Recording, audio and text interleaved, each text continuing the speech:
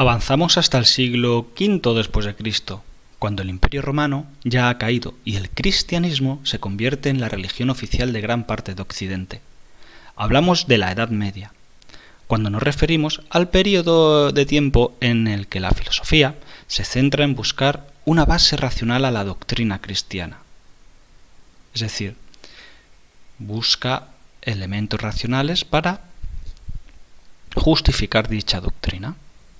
Surge aquí la patrística, la primera escuela filosófica que se centra en ese fin y cuyo representante principal es Agustín de Hipona, quien afirmará que razón y fe están llamadas a colaborar, pero teniendo en cuenta la preeminencia de la fe sobre la razón.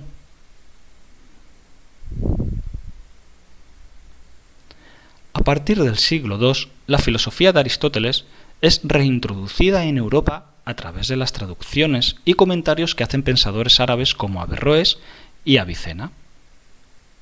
Surge así otra escuela filosófica, la escolástica, cuyo representante principal es Tomás de Aquino, quien dará 5 argumentos para la demostración racional de la existencia de Dios. Seguimos avanzando y nos encontramos en el Renacimiento. En el siglo XV surge en Europa un movimiento cultural, el Renacimiento, que, basándose y dejándose influir por la cultura griega, sitúa al ser humano en el centro de la reflexión filosófica. Por eso se dice que este periodo se caracteriza por el humanismo. Un poco más adelante, y como consecuencia de esta tendencia, encontraremos la revolución científica, en donde Copérnico, Kepler y Galileo serán los principales representantes, que veremos un poquito más adelante también.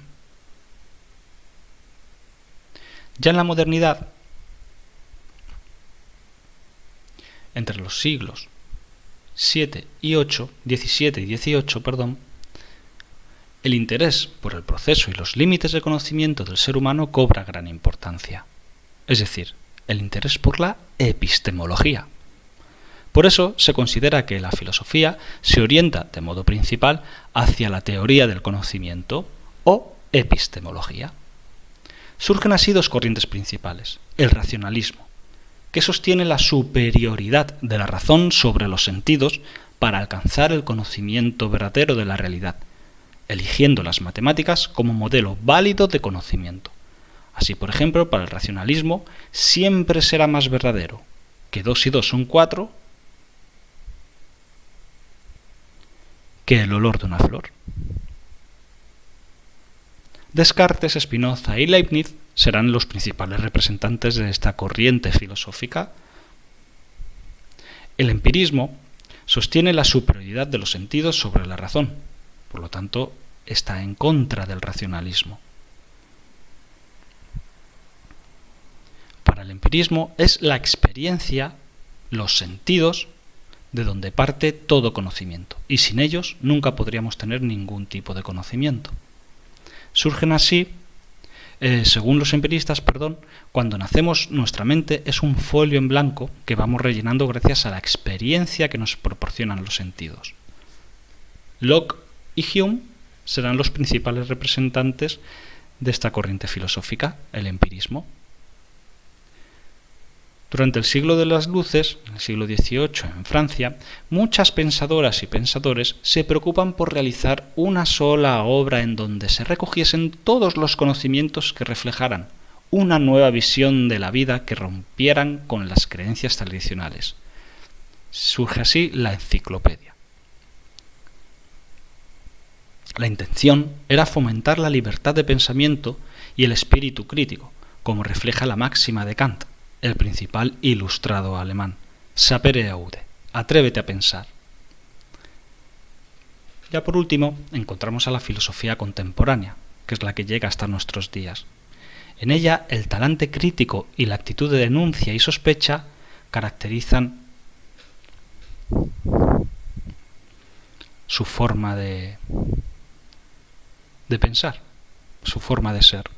Una actitud que lleva a preguntarse a muchos filósofos y filósofas si la razón nos puede acercar o no a ese conocimiento verdadero tan deseado desde el nacimiento de la filosofía. Es decir, las diferentes corrientes contemporáneas de la filosofía contemporánea van a poner en entredicho la capacidad de la razón para llevarnos a un conocimiento verdadero. De esta manera, muchas teorías filosóficas creen que lo que se ha ido llamando durante siglos conocimiento verdadero no nos puede proporcionar un conocimiento verdadero de la realidad.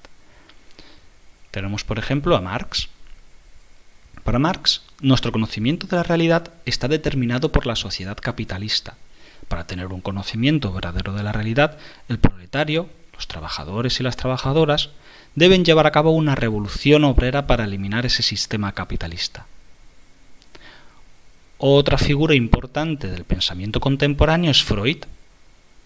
Para Freud, nuestro conocimiento de la realidad está determinado por la cultura de la sociedad occidental que vivimos. Para tener un conocimiento verdadero de la realidad debemos, primero, conocer y aceptar lo que nuestra conciencia reprime debido a la influencia de esa sociedad. Por último, tenemos a Nietzsche, quien dirá que nuestro conocimiento de la realidad está determinado por la cultura y la moral occidental que vivimos.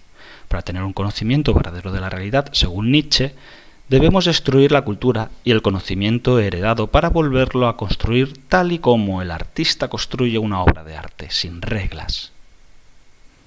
Así podemos decir que Marx, Freud y Nietzsche son los principales pensadores de la sospecha, porque niegan la capacidad de la razón para tener un conocimiento verdadero de la realidad.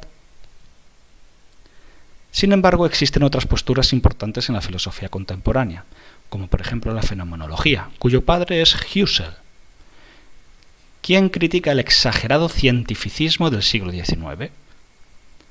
Para Husserl, la ciencia se ha extralimitado y se ha olvidado del sujeto. Para Husserl, el sujeto debe estar en el centro del conocimiento. La filosofía ha de describir la realidad tal y como se muestra a este sujeto. El existencialismo es otra corriente filosófica importante en la edad contemporánea, cuyo principal representante podemos decir que es Sartre, entre otros. El existencialismo se desarrolla durante las dos grandes guerras y la Guerra Fría. Se basa en la creencia radical de la libertad en el ser humano y cómo esa libertad es la que determina la existencia del ser humano. Sartre afirmará: estamos condenados a ser libres. Por último, tenemos la Escuela de Frankfurt, en los cuales encontramos una diversidad de autores como Adorno, Marcuse, Habermas, Horkheimer. Ellos reaccionan ante un mundo tecnificado, en el que solo se valora la eficacia y la productividad.